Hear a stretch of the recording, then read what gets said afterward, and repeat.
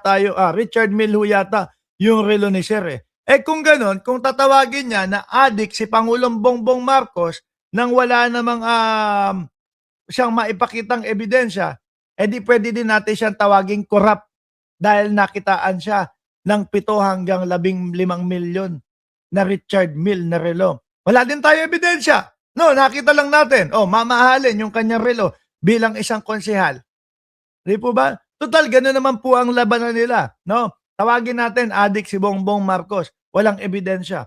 E di ibalik natin sa kanila. No? Tawagin natin, magnanakaw sila. Gano'n, pwede yon. Pero syempre ho, hindi, mga kababayan. Hindi natin gagawin yon. Baka maganda yung negosyo ni Sir. Ano po? Pero, sa mga DDS, diyan kayo pumapalpak eh. No? Kaya pilit kayong inaayawan ng taong bayan at nawawalan ng gana sa inyo ang mamamayang Pilipino. Eh. Paano? Ang lagi nyo sasabihin, yung mga paninira na wala naman kayong maipakita na mga ebidensya na susuporta doon sa mga sinasabi ninyo.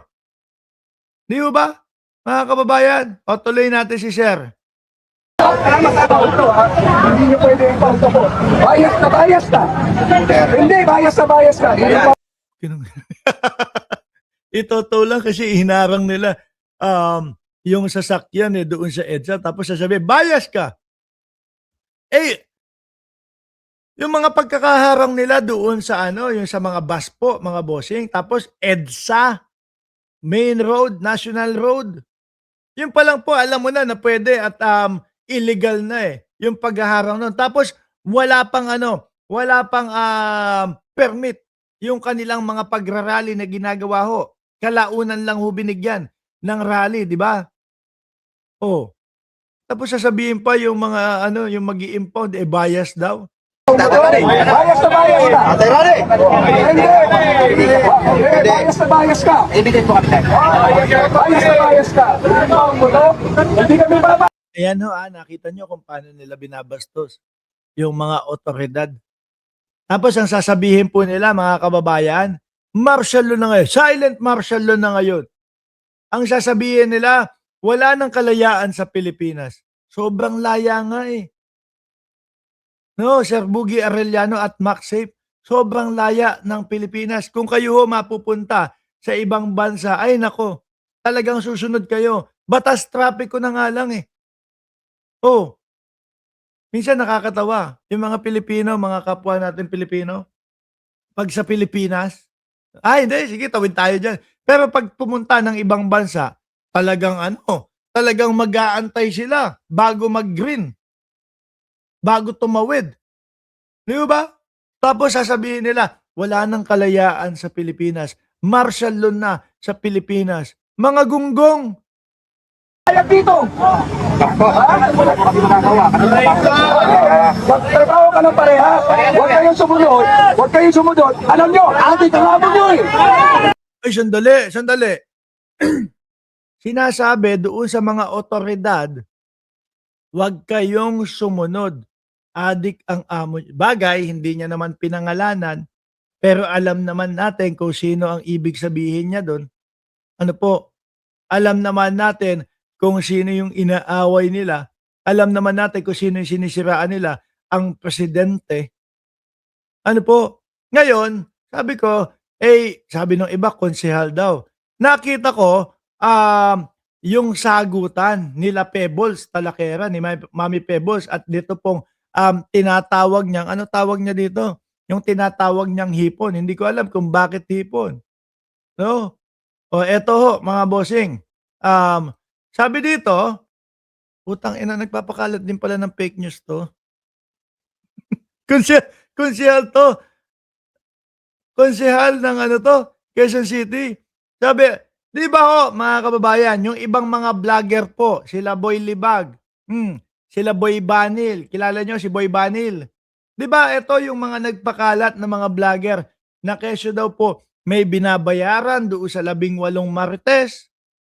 Kesyo daw po si Trillanes ay inooperan daw po ng 5 milyon yung 18 marites. Di ba si Boy Libag, si Boy Banil, dinilit yung kanyang post, mga kababayan. Dahil sa mga ganyang post, Eto daw yung pangalan, no? Oh, Ludovica.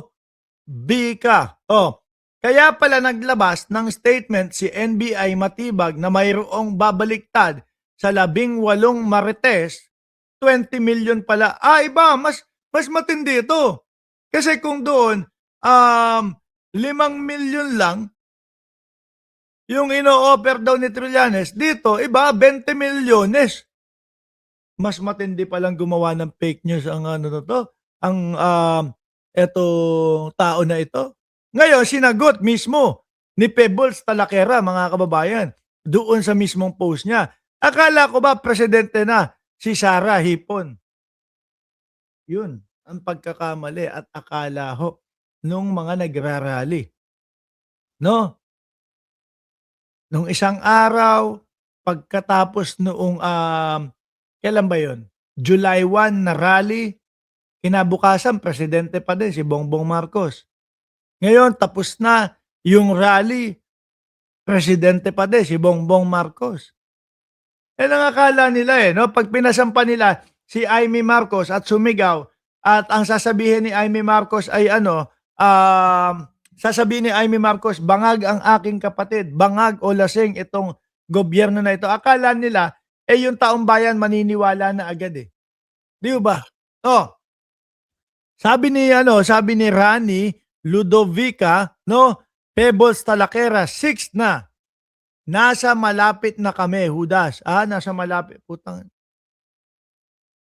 Kaya ba pinagbarong niyo na naman si Sara Duterte diyan sa ikalawang pagkakataon na nag-rally kayo?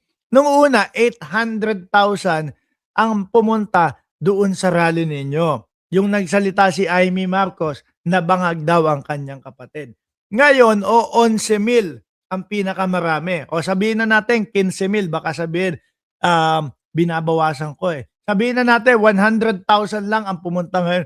Tapos sasabihin niyo palapit ng palapit na maging presidente si Sara Duterte.